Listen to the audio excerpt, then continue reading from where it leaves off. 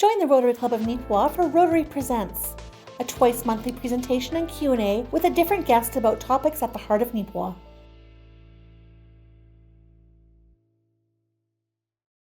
You know Angie. Angie's been in our community for how many years teaching now, Angie? 26. And she's very happy today for some reason. It's the last day of school. All these teachers are happy. Two best things about teaching. Yeah. Anyway, I'd like to welcome Angie today. She's going to, she's been the driving force behind the new Kiwanis Club in Neepawa. So Angie is going to speak to us about what Kiwanis is all about and how they got started in Neepawa. So welcome, Angie. Did work. No problem with the problem with this cable. Do you want to log in or what? I will.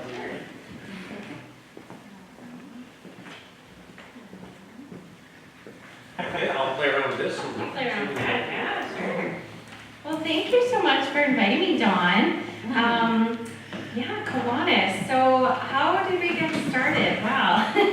I'll kind of get you a little kind of feedback on, or review back on how we started here in Neepawa.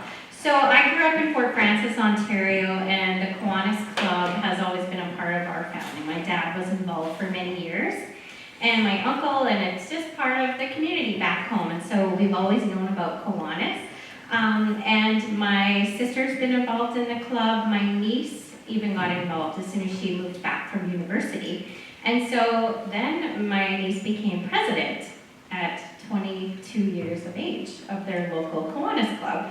So then it moved on to my sister became president of their Kiwanis club in Fort Frances. And lo and behold, guess what? I'm president of the new Neepawa and area Kiwanis Club. So I guess you could say it does run in the family. It was really my niece that kind of was the driving force behind this. She said, Auntie, I think Neepawa would be a fantastic community to have a Kiwanis Club. There's so much energy and enthusiasm. She loves our little town. She's been coming out to visit me since she's been a little girl coming into the school and helping me wrap up my classroom every year. She just loves Neepawa. So now McKenna, moving on from past president, now became the youngest governor of the Kiwanis Western District in Canada at 26. So we are very proud of my niece McKenna, and so through her, I said, well, let's give it a try. Let's try Neepawa. And so it started with a few messages to my friends, and then it branched out, more people started hearing, and now we actually have a Kiwanis Club. We just got chartered last, I have a really nice slideshow too. And a YouTube video too. Ron, can you screen it? Well, I don't know. This is not an Apple, so I don't know how to work anything. Let's see if we can hear. You know anything about here? Go. Actually, yeah, you're going to.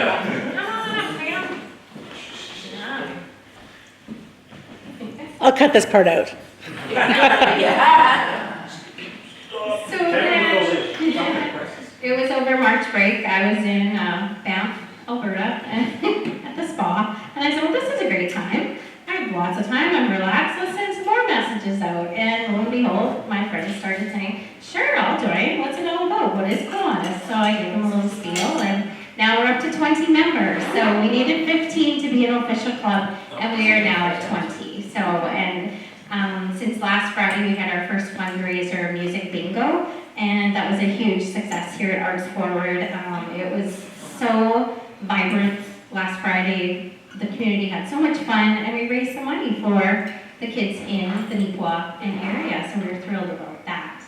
What is Kiwanis? So moving on to, well, it's a service club. Our motto is serving the children of the world, much like the Rotary Club and many of other fantastic service clubs around.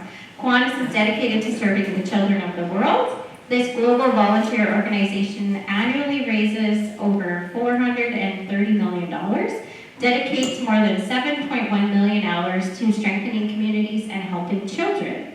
Through service projects and fundraisers, Kiwanis members improve their communities, make lifelong friendships, and most importantly, help children reach their full potential. There are over 80 countries that have Kiwanis clubs in globally, so we're thrilled about that. It started in 1915 in Detroit, and it's grown. Fort Francis, where I came from, had their 100th celebration last year, and our sponsor club is the Brandon Kiwanis Club, and so they're well over 100 years as well. I'm sure you've heard of them. Kiwanis has kind of lots of programs too. They offer 3 clubs for adults. One is the Kiwanis Club, one is the Action Club, and Circle K International. Kiwanis clubs serve their communities through more than 516,000 community service projects each year. The Action Club is the only community service club for adults with disabilities. It provides members with opportunities to become integrated into their communities while developing initiative and leadership skills. And the Circle K Club is a student-led service organization with clubs in colleges and universities and campuses in over 19 nations. There are 3 clubs for the youth that we focus on. One is the Key Club, Builders Club, and the K Kids. So the Key Club is the oldest and largest service organization for teens. It teaches leadership through service to others. The Builders Club provides students ages 11 to 14 with opportunities to develop leadership skills, improve self-esteem, increase civic engagement, and learn life skills through service. Okay, keep going. And the Circle K Club is a student-led service organization, which I think is really neat. It's for kids in clubs and colleges and universities, and it helps them thrive, improve self-esteem, and get them going. K Kids gives students ages 6 to 12 opportunities to work together on service projects, develop leadership potential, and create strong character. Okay. Some programs that we have that we're learning all about with Kiwanis: Terrific Kids, bringing upgrades program, and Key Leader and Global Leadership. The Terrific Kids is one that our club was gifted from Kiwanis International. We thought that would be a really good one to start in our community. And it actually is for kids ages 6 to 12. It teaches to help them plan, set goals, work with others, and celebrate success. So there's many different programs that we're getting into. Nothing. Really nice. It tries and then it fails. I'm sorry. No, that's okay. What if I plug it in? You tried all that? Yeah, No, that's try to okay. get those. Yeah. Okay, no problem. It's so, yeah. I can Guess always it's come all you back. open. I can come again. So like I said, it was established in Detroit, and from there it just has grown. I guess we're thrilled to be here in Neepawa. We're looking for suggestions that we can kind of how we can serve our community. We would love to work with other service clubs. We had a great opportunity to work with the New Wave group here, part of the Rotary Club at their color run. So we had so much fun volunteering at their color run. We got to run one of the color stations, and so that was great. I know a lot of the girls on the New Wave Club, and so we've been talking about how can we work together and do some service projects together, and what can we do? What does Neepawa need? So on Friday at our music bingo, we had a slideshow running. I was going to show you, but no problem. We have different ideas about. We had a QR code on the paper, just trying to get the word out. What does Neepawa need? What are things that parents and grandparents and friends of kids that what are some needs that we can kind of branch out and help here the kids? So yes. Question for you. You said you focus on, say, grade or age 6 to 12. How do you connect with those kids? Is it through the school or outside of school, or how do you connect with those kids? Right. For the Key Club, that one focuses on for the 6 to 12. Yeah, so I guess through the schools would be kind of our biggest focus. We do have quite a few teachers on staff that are at our elementary school, middle school, and high school, so I feel like we have a good start to really branch out to talk to staff and admin at those schools, and we're starting those conversations about how can we, reach these kids and what do we need. I've also talked to the settlement services because we'd like to also help newcomers coming to Canada here in Neepawa and what do they need. So we are open for suggestions. As a new club, we're kind of here, we're all learning on the spot, but it's such a nice group of people that they just have lots of energy, and I think we're going to get some really great things also done here in Neepawa. So looking forward to that. Yes, Ron? So you did ask on Friday night for some suggestions of, needs in the community. Yes. Did you get any feedback? Did you get some? We have had some requests coming in for some of our fundraising, one from the school. So we're starting to get some requests about needs for children with specific needs, like I can't go into details just yet because I haven't got anything official yet, but different things that students would need, or with sports and things like that, helping out with insurance, covering maybe rentals of for the sports teams and things like that. So we are starting to get some requests. So it's slowly trickling in. Yes. How often do you meet?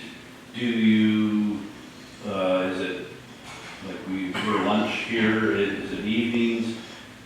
Is it both male and female in the club? What's your procedure like? Sure. Yes, we meet the third Thursday of the month at 7 p.m.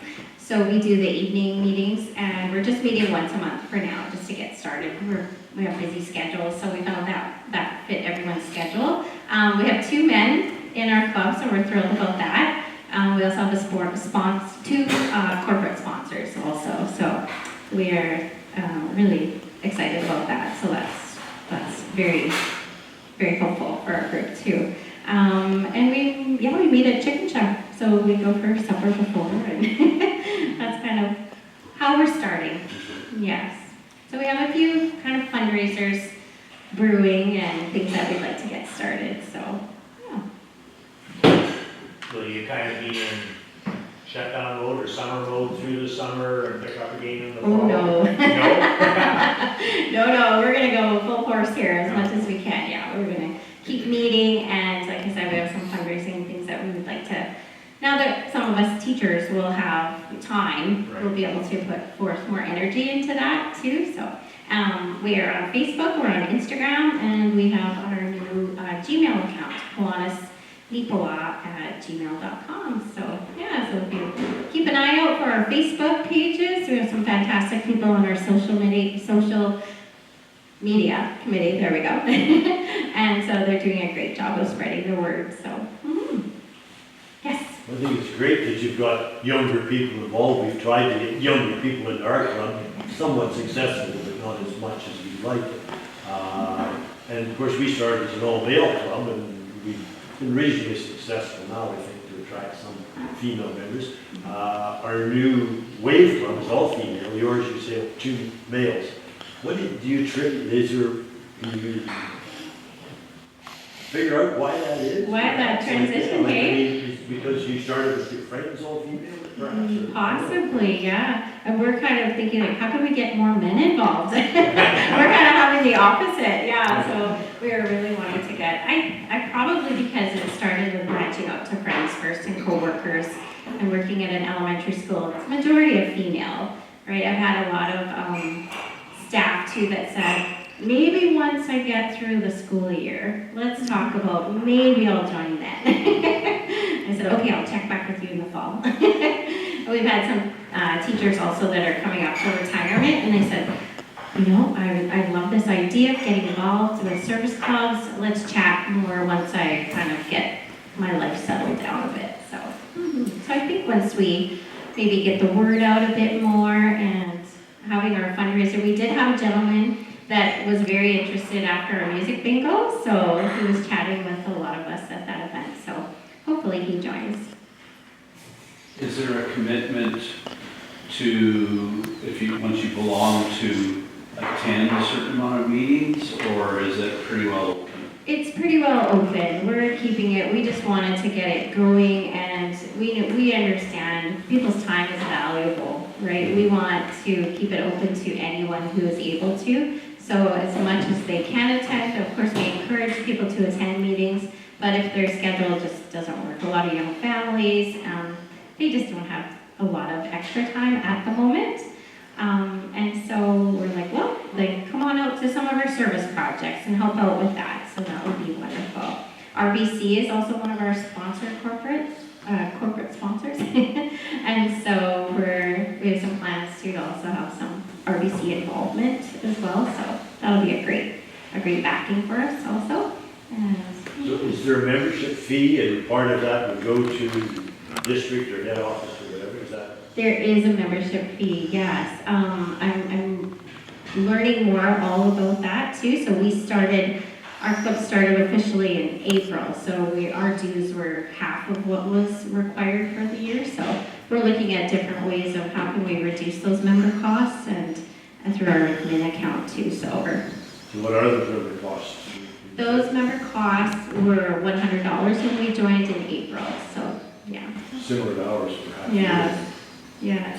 And I think if we can keep those costs down, hopefully that won't deter people from joining. So that's why we're trying to do some fundraising and reach out to. That's great. Thanks, Pam. Yeah. I'm on a schedule here. I guess I have to get back to my classroom now.